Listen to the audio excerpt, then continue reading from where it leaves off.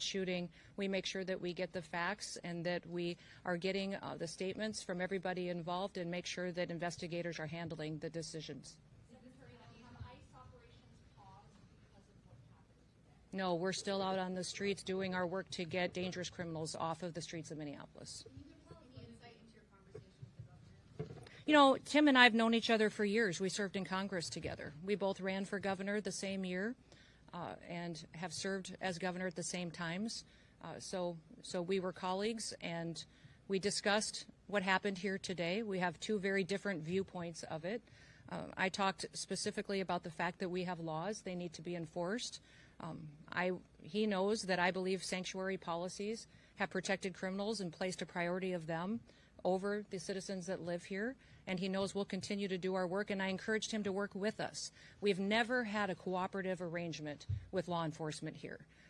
Whenever we've done investigations, whenever we've done police work, when we've been doing what we can to bring people to justice for the crimes that they commit, we haven't had the cooperation of the state of Minnesota or the city police here under the mayor's direction. If you talk to any of these federal law enforcement officers, they'll say that when they call for backup in a situation, that it's hit and miss. They were grateful today that the police chief and local law enforcement showed up at the scene and helped secure it to make sure that nobody was harmed and that the FBI could do their work. But I would encourage them to work with us, that we could form a partnership that would make sure that individuals have the opportunity to have a safe Minneapolis. Over here.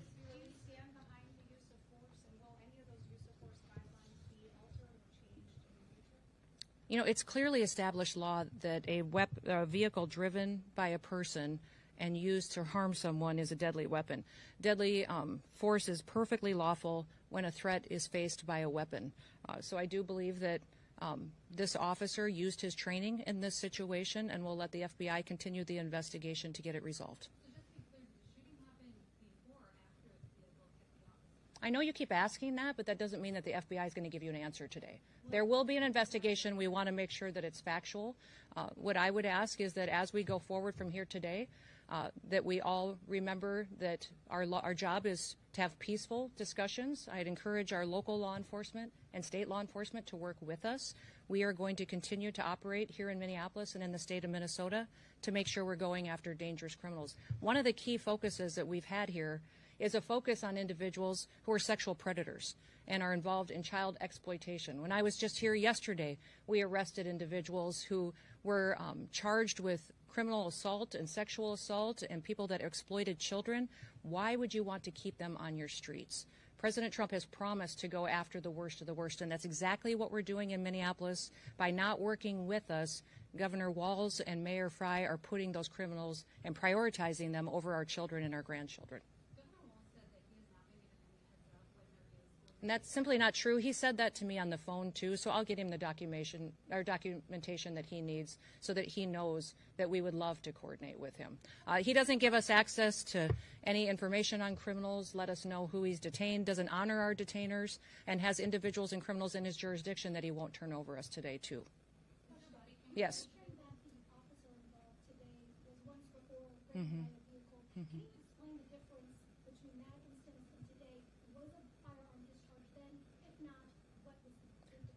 I won't speak to that case right now, but we can get you the details and the information on that. But the facts of the matter is he's an experienced officer. He's been in situations like this before, and he certainly has been out there and followed his training today.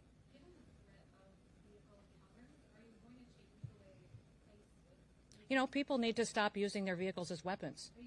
This domestic act of terrorism to use your vehicle to try to kill law enforcement officers is going to stop.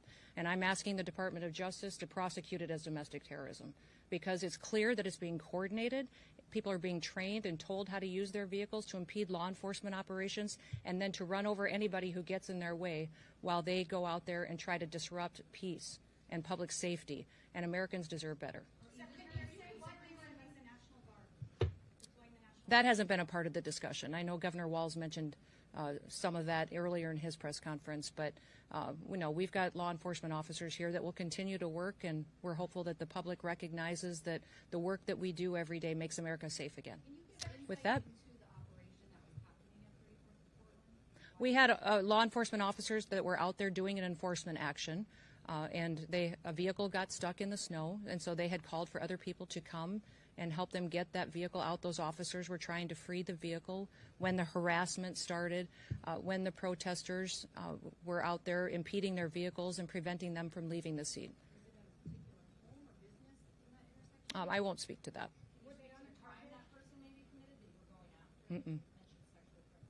Well, body camera footage. I will let the FBI decide.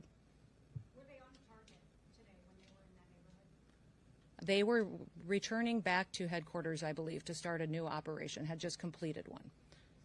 Well, thank you. What's that?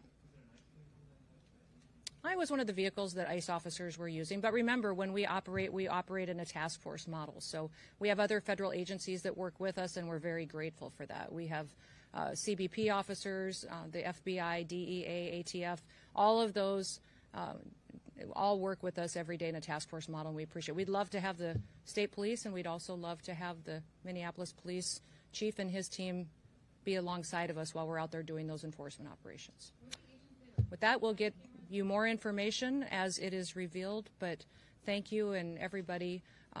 Let's work together to make sure that we can continue to help the city be safer, get more criminals off the streets, and ensure that our public has the opportunity to pursue the American dream in a city they can be proud of. Thank you.